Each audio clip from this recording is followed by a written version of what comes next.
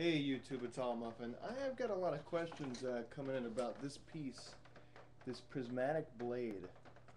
A lot of people are asking, why would you make this? This looks kind of useless. It looks primitive. It is primitive, but it just kind of looks useless. Well, I'll show you what I used it for. Now, back in the day, when the ancients were making their handles. Most of the time they didn't want the bark on them. They scraped the bark off. It's also a good cutting tool. I actually spent about 10 minutes cutting this off, and that's a good flat straight edge right off. And the other one I used a miter saw on because I just couldn't get it off. But it's a good straight edge, and then I had to use the miter saw. But they really didn't like this on there because you can take the bark and when it peels off in longer strands you can use it as sinew. But let me just show you an example here. You can take this and you could just scrape off your bark down to the green.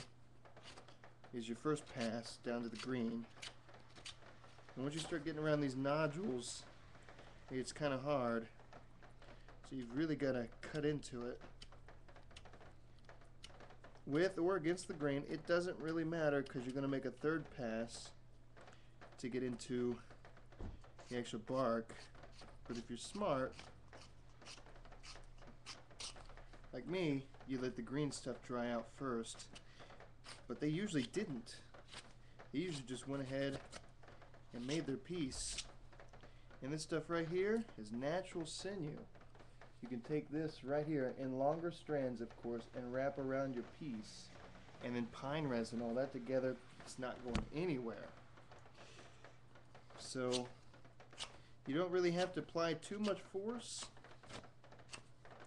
It doesn't take as long as you really would think. You can just pull those right off.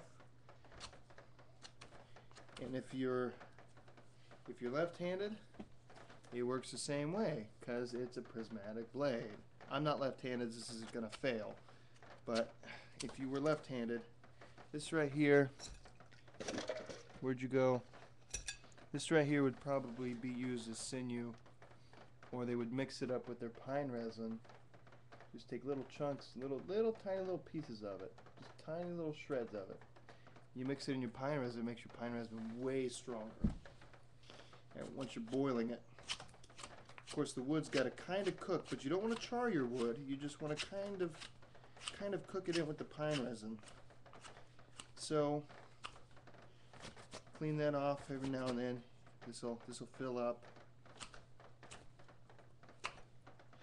The edges suck, especially this edge, since there's a knot there.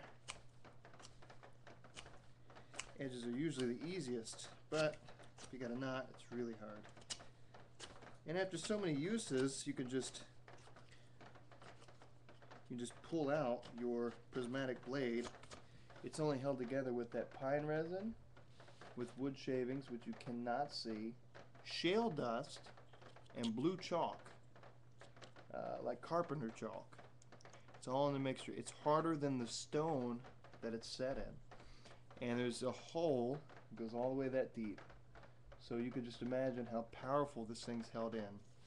Anywho, but as you can see, I'm almost done. It only took me a couple minutes to get almost done. But that's what a prismatic blade would have really been used for, as a scraping tool, a good scraping tool at that.